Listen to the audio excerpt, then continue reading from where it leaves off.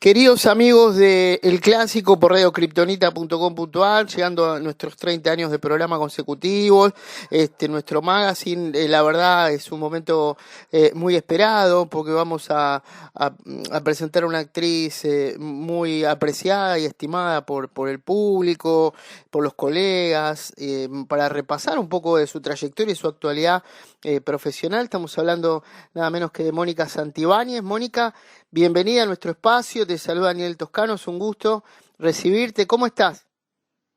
Hola Daniel, ¿cómo estás? Mucho gusto, para mí también es un placer. Y acá estamos transitando estos días Muy bien. convulsionados. Sí, no es para menos. Bueno, Sí. estás con una obra que se llama Déjame amarte, ¿no? En el Centro Cultural 25 de Mayo, con buena repercusión.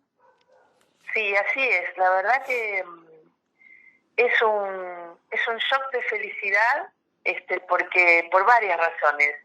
Primero porque Déjame amarte, de Irina Alonso, que es quien dirige también, además de ser la autora, es un homenaje a los culebrones. Culebrones, para quien no lo sepa, son las novelas, se las llamaba culebrones, que ya no hay más, lamentablemente, aquellas novelas de cuando éramos chicos, de que veían nuestras abuelas, nuestras tías, nosotros, Claro.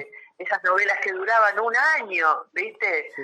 Me acuerdo que Canal 9 empezaban al mediodía y seguían toda la tarde una detrás de la otra y a la noche también. Entonces es un homenaje a esas novelas que, ¿viste? Se llama Culebrón en México, y que tuvieron bastante mala prensa. Eran formatos muy populares.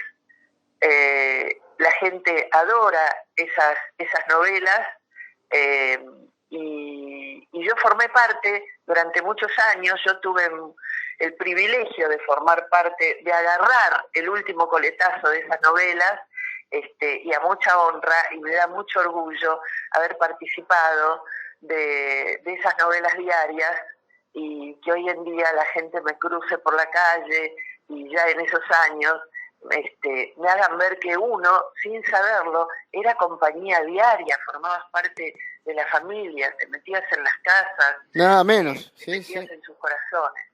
Claro. Y aquí trabaja nada menos que Antonio Grimau, ¿no? Que tiene una trayectoria inmensa. Yo ahora me acordé justo de aquel Trampa para un soñador, ¿no? Con Cristina Alberó, que también fue furor y tantos trabajos. Sí, trabaja Antonio, que es el galán por excelencia Sí. en las novelas. Por supuesto que es un actor que puede asumir todos los roles, y de hecho lo ha hecho a lo largo de su carrera, de su vasta y exitosísima carrera. Pero en esas épocas era el galán, y acá en Déjame amarte es el galán. Uh-huh.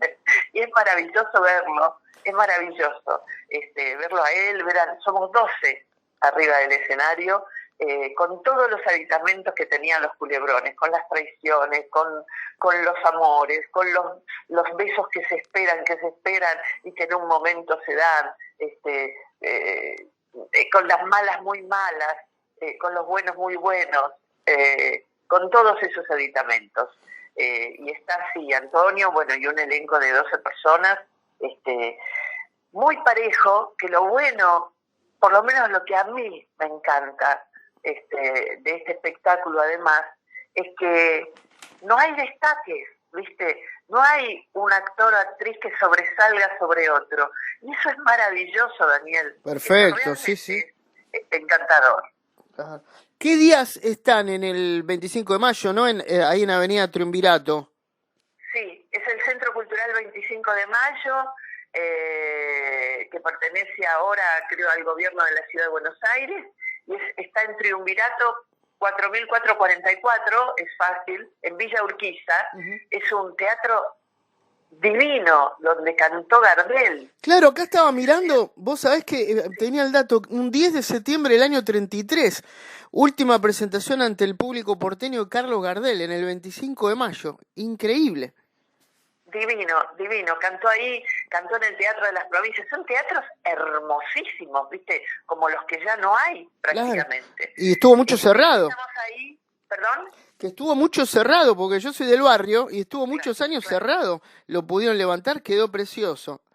Quedó precioso, sí, está nuevo, está nuevo. Y ahí vamos, ahora solo los domingos, porque estuvimos haciendo sábado y domingo, ahora lo que queda de los domingos de septiembre a las 18 horas, así que es un paseo divino, te vas, te tomas un cafecito por Villa Urquiza, que es un barrio divino, o no, y pasás la tarde ahí a las 6 de la tarde, después salís temprano, está todos los domingos a las 18 horas, Déjame amarte con Antonio Grimau a la cabeza, Claro. y un elenco de 12 personas. Estamos hablando con Mónica Santibáñez, que es una queridísima actriz. Creo que es entrada libre y gratuita, ¿puede ser?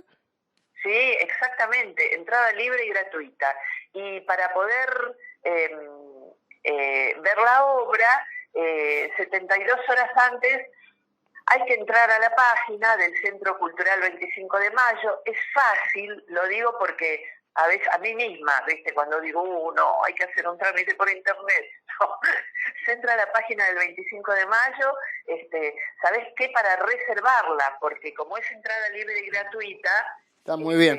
tiene que haber cierto orden, ¿viste? Para saber, para que la gente no se quede sin verla. De todas maneras, si andan por ahí, si son del barrio, se acercan, hay que ir antes, por lo menos media hora antes, para hacer la fila, porque al ser gratuitas no son numeradas. Entonces, hacen una fila media hora antes y entran y igual se ve y se escucha de todos lados porque es un teatro magnífico. Y Mónica, ¿qué te atrapó de este proyecto? Y de paso también repasar cómo es tu rol, tu personaje.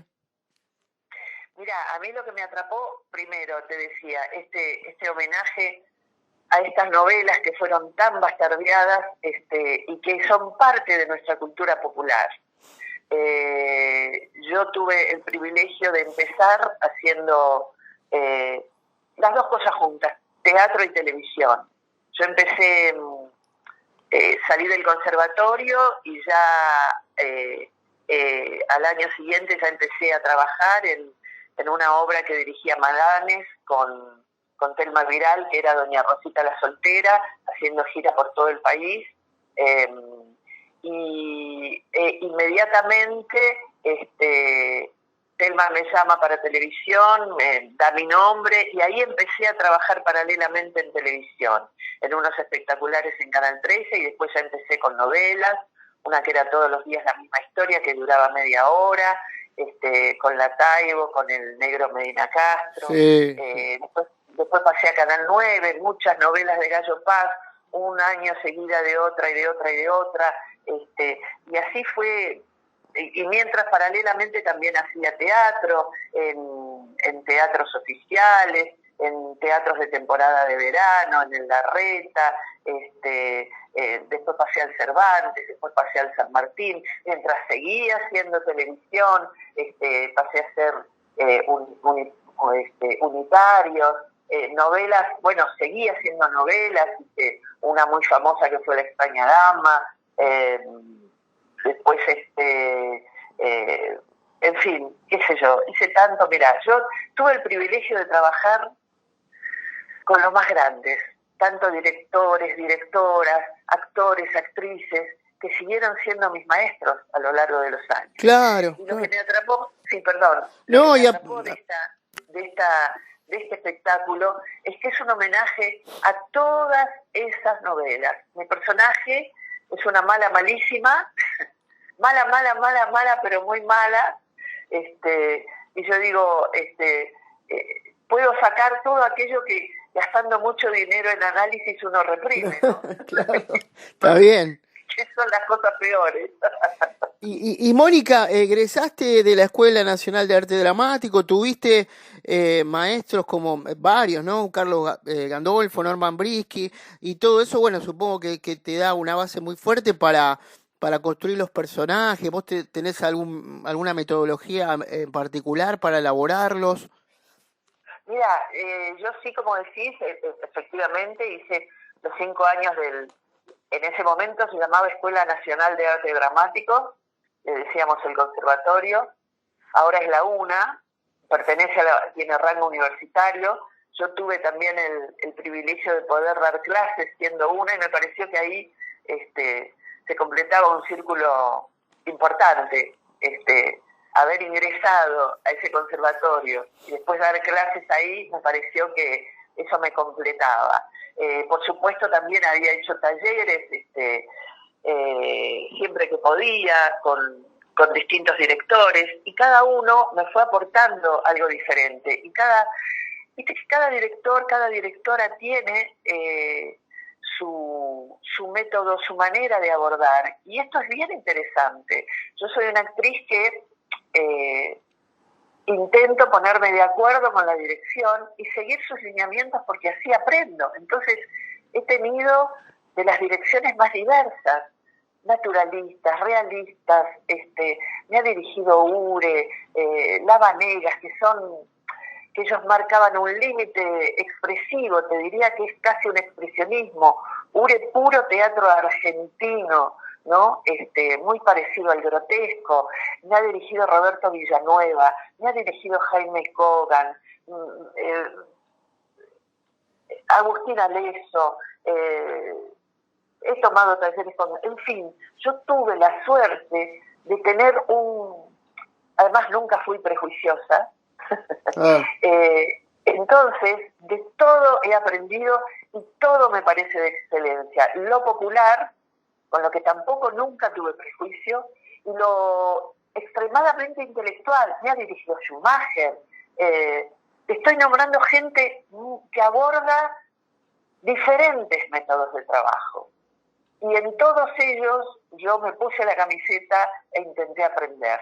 El resultado lo habrá dicho el público en ese momento, las críticas, pero para mí siempre fue positivo, claro, porque es una manera de aprender. Después, si yo cuando tomo un texto, también me pasa que por supuesto yo tengo mi método de trabajo, al que apelo siempre, que tiene que ver con lograr un verosímil en lo que hago.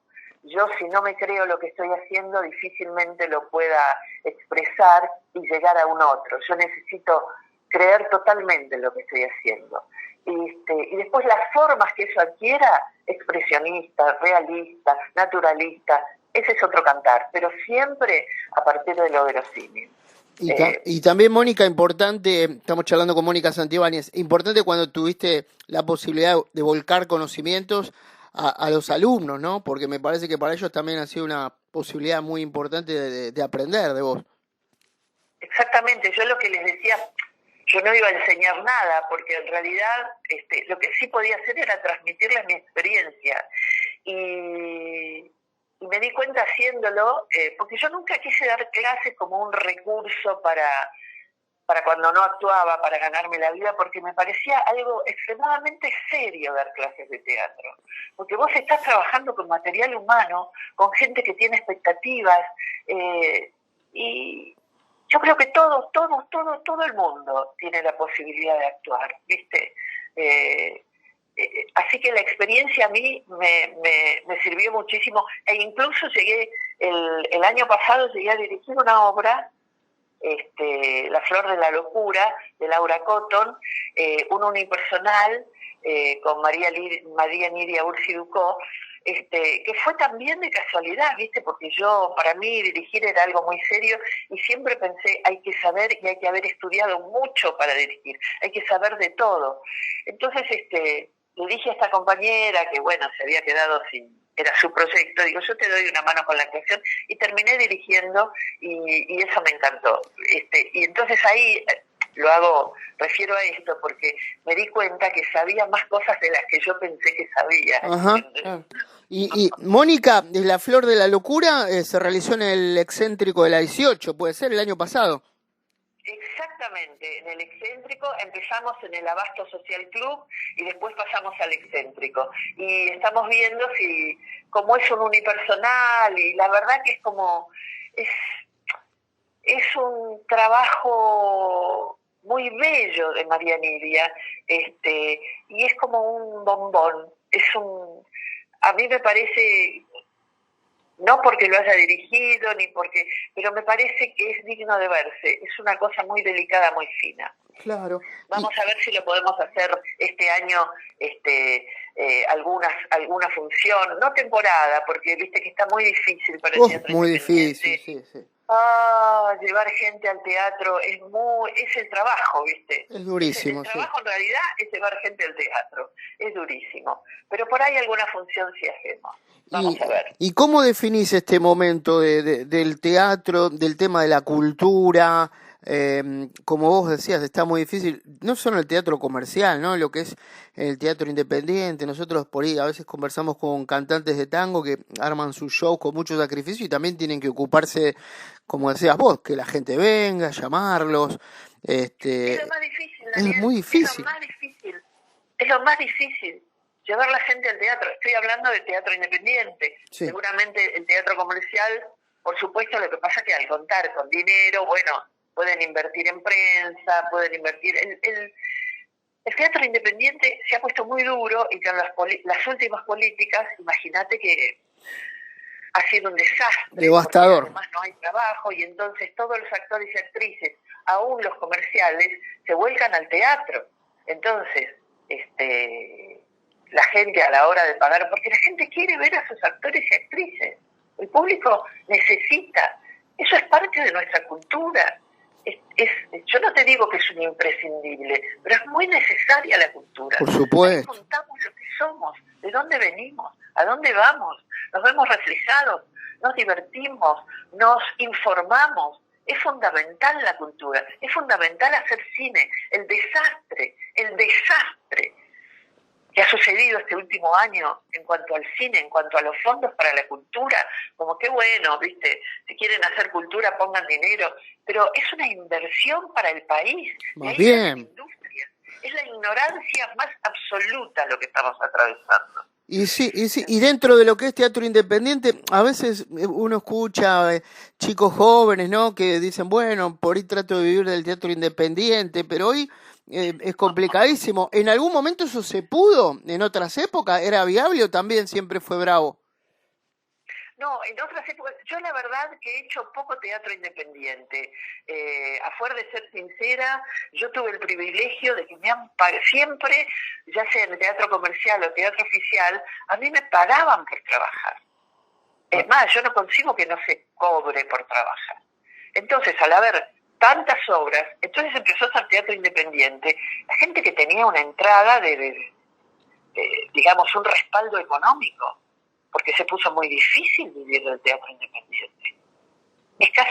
Yo te diría que es imposible. Sí, qué pena. Sin embargo, la gente por pura vocación, por amor al teatro, trabaja en otra cosa y de noche ensaya y hacen estas obras y acarrea y tratando de llevar a gente y hacer las publicidades y moverse de una radio a la otra y llevar las gacetillas, porque además el teatro independiente, aunque está el Instituto de Teatro que subvencionaba, pero subvenciona las salas. Los actores, las actrices y los directores no cobran prácticamente, ¿viste? Sí, es terrible. Entonces cobran otros rubros, son las salas, los que hacen los otros trabajos, digamos.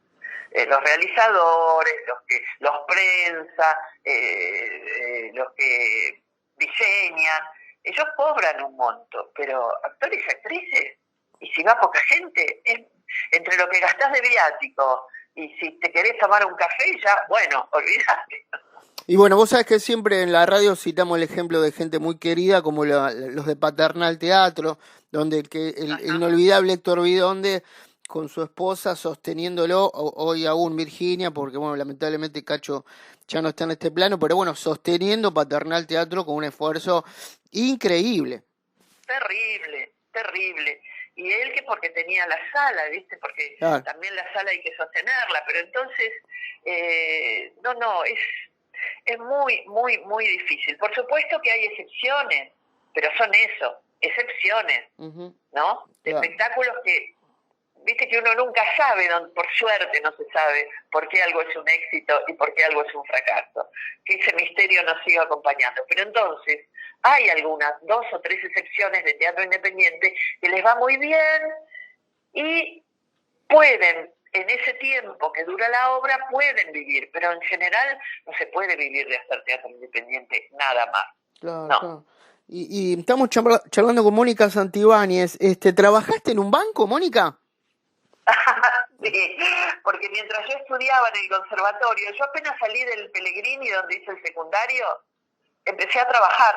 Empecé a trabajar, obviamente saliendo del Pellegrini, en un estudio contable. De ahí pasé del estudio contable a unos edificios que ahora se llaman Puerto Madero, todos trabajos administrativos, y después trabajé en el banco Torquins.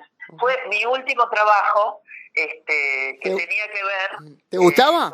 Con lo administrativo, porque ahí renuncié para seguir en Doña Rosita la Soltera, y ahí ya no volví a trabajar en oficinas ni en nada que se le parezca. ¿Te gustaba esa etapa o querías dejar para meterte en lo que a vos te seducía, al teatro, lo artístico?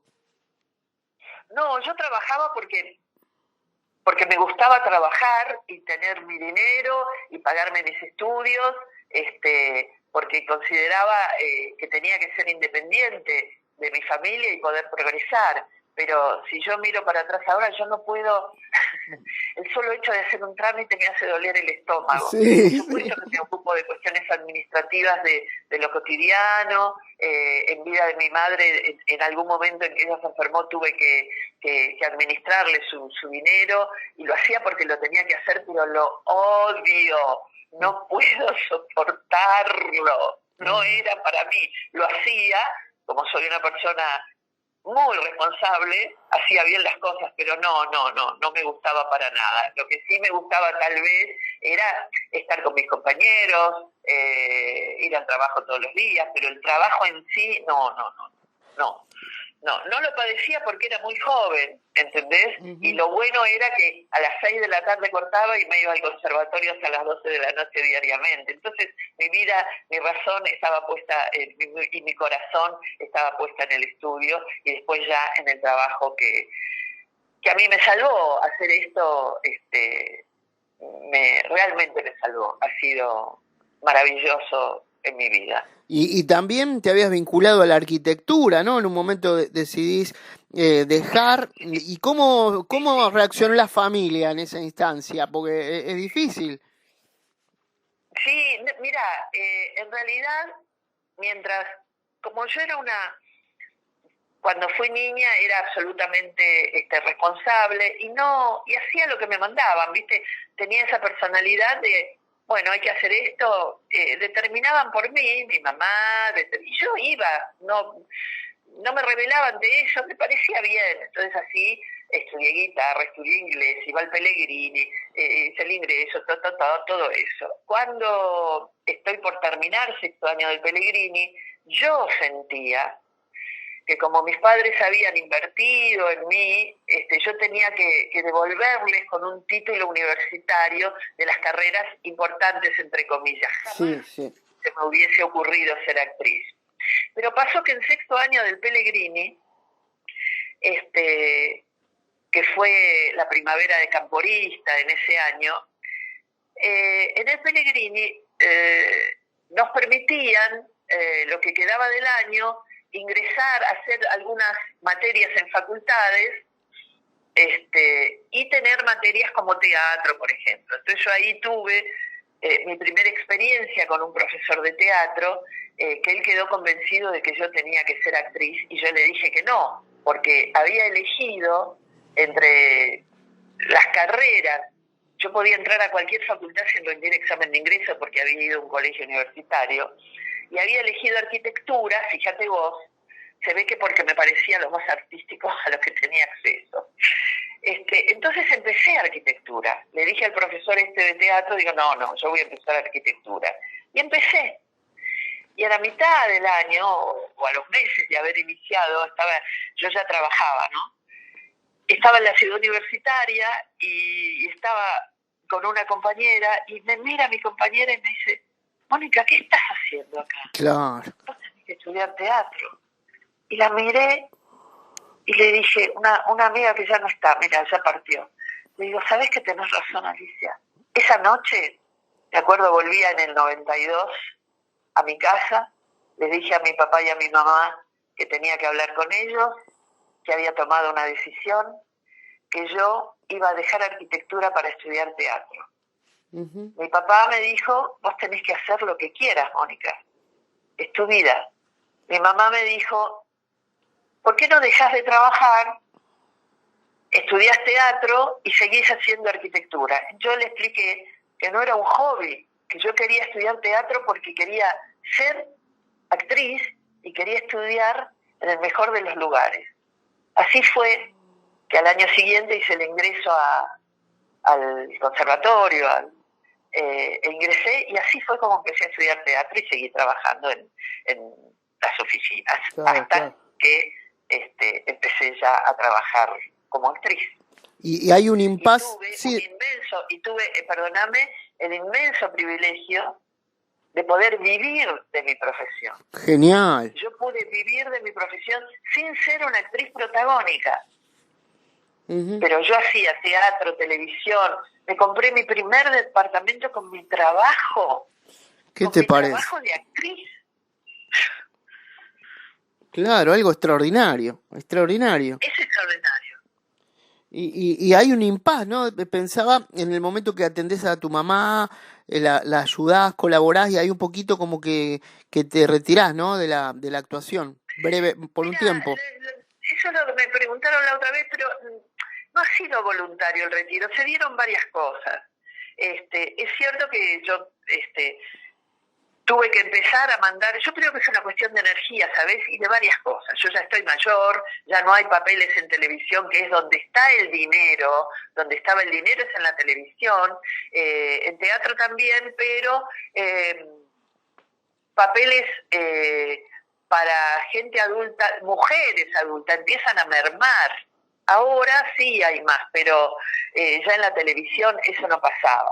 Entonces, iba pasando eso paralelamente a que, bueno, mi mamá empezó a requerir una atención,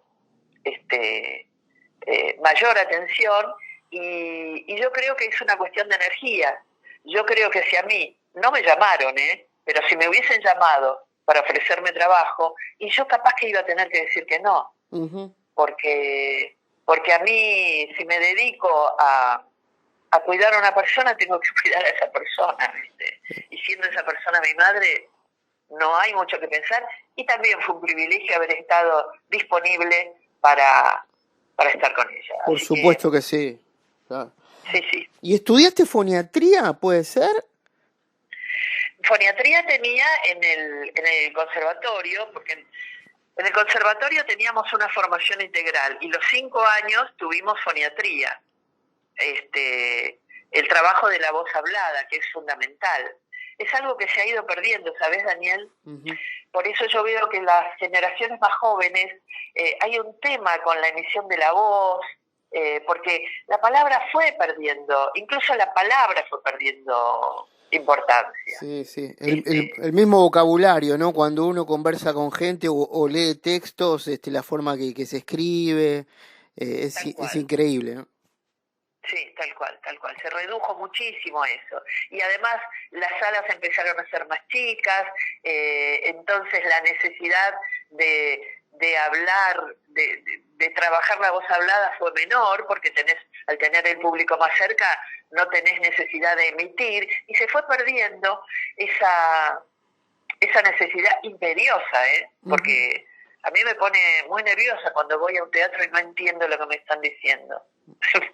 Por supuesto. Y trabajaste con Luisa Culioc en el 2015 en Las Obreras, ¿no? En el Cervantes, sí, por ejemplo.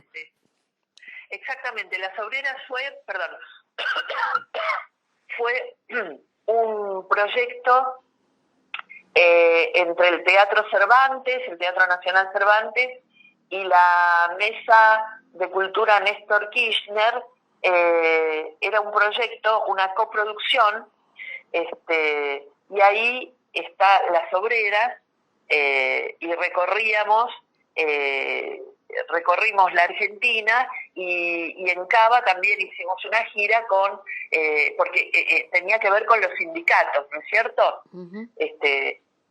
Y es una obra maravillosa de María Elena Sardi, Las Obreras es una obra extraordinaria que habla de el primer paro general que hubo en la Argentina. Es histórica, maravillosa, y me encantó hacerla. Y ahí nos reencontramos con Luisa después de muchos años que habíamos trabajado juntas en 2 novelas.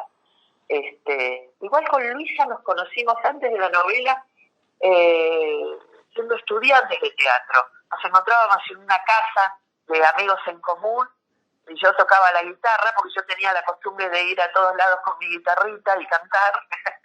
Qué lindo.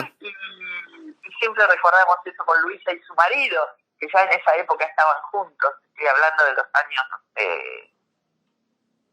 70 y pico, por ahí. Y después, bueno, sí, hicimos Las Obreras por varias provincias. Hermosa obra. Y Mónica, ¿cómo se maneja lo que es ese momento de pico, ¿no? La popularidad, por citar, por ejemplo, La extraña dama, la relación con el público, ¿es difícil? No, para mí no fue difícil. Sí, era muy gracioso, aún antes, ¿viste? Porque cuando hacíamos las novelas en Canal 9, en la calle Geli, siempre había gente afuera que te pedían autógrafos, salías y por ahí ni sabías quién sos, porque por ahí te decía, firmame, porque en ese momento no era foto, era firmame, y le firmaba, y después venía y te decía, pero ¿cómo es tu nombre?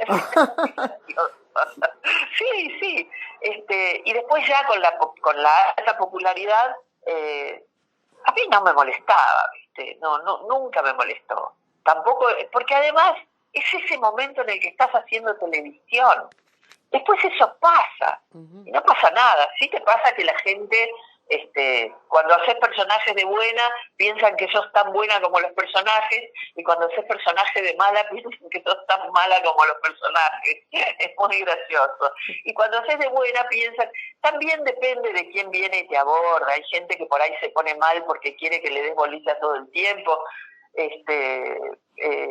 Pero a mí, la verdad, no me molestó. En un momento sos como Mick Jagger, y en otro momento, el tema está en que uno no se crea ni cuando te va muy bien, ni cuando nadie se acerca a saludarte. Sí, Seguís siendo la misma persona. Si vos te lo creés, después cuando no pasa eso, lo vas a padecer. Por suerte, yo no tengo el ego, ni lo tuve tan desarrollado, porque si no es muy triste, ¿viste? Cuando se ponen mal porque no hay un reconocimiento de la escuela. Y Mónica, tuviste también el premio ACE, ¿no? 2005, en el mejor espectáculo infantil del País de las Brujas, por ejemplo, entre tantos logros. Sí, es verdad, tuve algunas nominaciones al ACE, por otras obras, por una obra de mi amiga hermana Adriana Allenta que se llamó La pecadora habanera para piano. Me trajo muchas satisfacciones porque tuve nominaciones al Trinidad Guevara, al ACE, y con El País de las Brujas sí, nos premiaron un infantil maravilloso, también de La Vanegas, que se lo escribió a su queridísima hija, divina, que está sobrevolándonos siempre, y lo hicimos en el Cervantes, El País de las Brujas. Entrañable espectáculo, entrañable. Con Valentina Fernández de Rosa, la hija de Cristina y de Paco Fernández de Rosa. Exactamente. ¿Y hay algún papel que te gustaría representar más allá de lo que estás haciendo en el 25 de mayo? O sea, como para planificar lo que sigue. Estabas hablando de volver con una obra, ¿no? Como habías dicho, de la que se realizó en el Excéntrico. La de dirección, claro. Sí, La Flor de la Locura. Mira, de vez en cuando me pasa que yo soy una actriz que siempre se dejó llevar por lo que aparecía, ¿viste? Y cada personaje que venía, yo sentía que ese iba a ser superior al que había pasado. Siempre lo que viene va a ser mejor. Por supuesto, hay personajes que me hubiese encantado hacer, pero ya se me pasó el cuarto de hora, como Nina de La Gaviota de Chekhov. Me encantaría hacer un Chekhov, me encantaría. nunca hice yejos. Eh, Me encantaría hacer alguna adaptación de Ray Lear. Yo trabajé en Ray Lear haciendo una de las hijas, pero siendo Lear en mujer, porque me interesa mucho el tema de las herencias que se plantea en el Rey Lear de Shakespeare.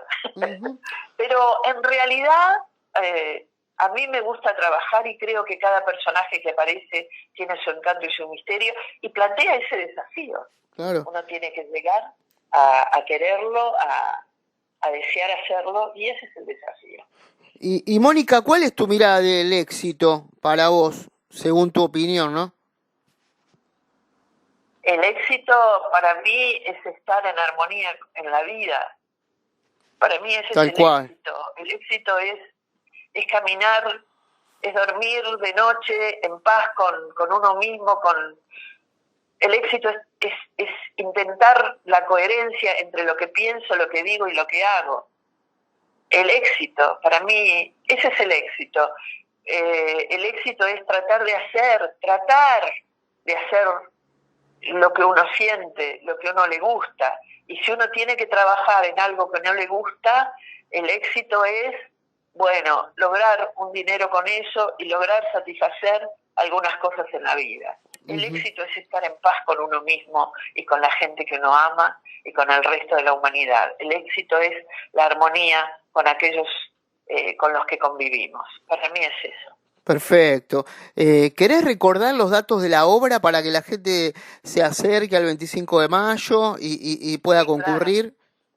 Claro, cómo no. Y que sepan que van a pasar un momento extraordinario, un momento de felicidad. Yo te digo, Daniel, que cada noche estar arriba del escenario, estar entre patas, lo que llamamos entre patas, que es a los costados, mientras no estamos en el centro del escenario, estar percibiendo la alegría de la gente, el amor de la gente aplaude cuando viene un beso. Eso es extraordinario en estos tiempos. Por supuesto. La gente canta las canciones, los temas musicales de las novelas, porque se lo saben de memoria. Eso es maravilloso. Y más hoy.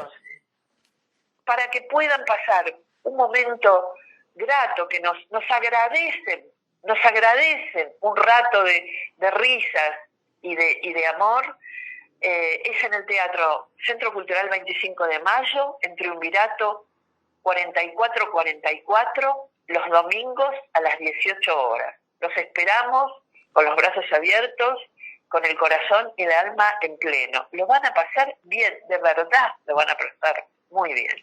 Querida Mónica Santibáñez, la verdad agradecidos por esta charla, agradecerle también al amigo Pesqueira que nos facilitó la posibilidad de dialogar con vos y por supuesto muy felices de esta conversación tan gratificante también para nosotros, un lindo momento, así que estamos a tu disposición para lo que necesiten comunicar, difundir de este espacio también y agradecerte profundamente el tiempo que nos diste. No, Daniel, yo te agradezco a vos. Ha sido una charla muy grata. A mí me cuesta mucho hablar de mí, pero te lo agradezco y agradezco tus ganas de difundir los trabajos.